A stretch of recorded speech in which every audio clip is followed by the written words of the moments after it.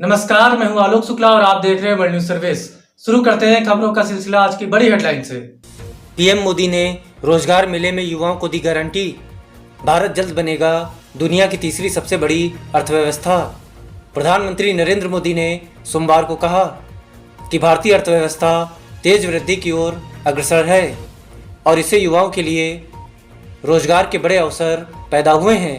Video conference के माध्यम से आयोजित एक रोजगार मेले में 51,000 से अधिक नवनियुक्त कर्मियों को नियुक्ति पत्र वितरित करने के बाद अपने संबोधन में प्रधानमंत्री ने कहा कि ऑटोमोबाइल, दवा, पर्यटन और खाद्य क्षेत्रों में तेजी से वृद्धि होने और युवाओं के लिए रोजगार के अवसर पैदा होने की उम्मीद है।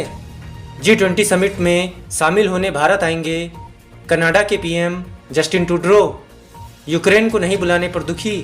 कनाडा के प्रधानमंत्री जस्टिन ट्रूडो भारत में होने वाले G20 शिखर सम्मेलन में हिस्सा लेंगे।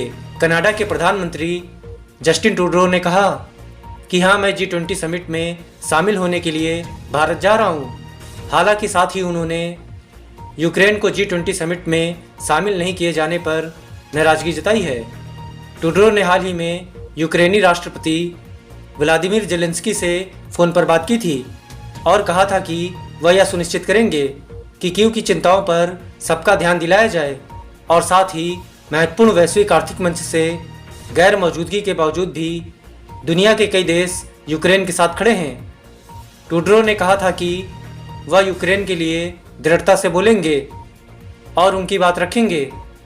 ममता बनर्जी का दावा, बीजेपी इसी साल दिसंबर में करा सकती है लोकसभा चुनाव। पश्चिम बंगाल की मुख्यमंत्री ममता बनर्जी ने सोमवार को दावा किया कि भाजपा इसी साल दिसंबर में ही लोकसभा चुनाव करा सकती है। इसी के साथ उन्होंने दावा किया कि भाजपा ने चुनाव प्रचार के लिए सभी हेलीकॉप्टर पहले से ही बुक कर लिए हैं। ममता बनर्जी तृणमूल कांग्रेस की युवा इकाई की एक रैली को संबोधित कर रही थी। उन्होंने आगाह किया कि यदि भाजपा को केंद्र में लगातार तीसरा कार्यकाल मिलता है तो देश में निरंकुश शासन का खतरा पैदा हो सकता है। मानहानि केस में बुरे फंसे तेजस्वी यादव, गुजरात की कोर्ट ने भेजा नोटिस। अहमदाबाद की एक मेट्रोपॉलिटन अदालत ने बिहार के डिप्टी सीएम तेजस्वी यादव को उनकी एक कथित टिप्पणी को लेकर दायर आपराधिक मानहानि मामले में सोमवार को समन जारी किया। तेजस्वी यादव ने कथित तौर पर कहा था कि सिर्फ गुजराती ही ठग हो सकते हैं। अदालत ने आरजेडी के वरिष्ठ नेता तेजस्वी यादव को भारतीय दंड संहिता की धारा 499 और 500 के तहत उनके खिलाफ दायर मामले में 22 सितंबर को पेश होने के लिए समन जारी किया। नीरज चोपड़ा ने फिर रचा इतिहास, जेवलिन थ्रो में जीता gold. Olympic champion Neeraj Chopra ने एक बार फिर से इतिहास रच दिया है और विश्व एथलेटिक्स चैंपियनशिप में स्वर्ण पदक जीतने वाले पहले भारतीय बन गए हैं, जिन्होंने पुरुषों की भाला फेंक स्पर्धा में 88.17 मीटर के थ्रो के साथ यह उपलब्धि हासिल की है।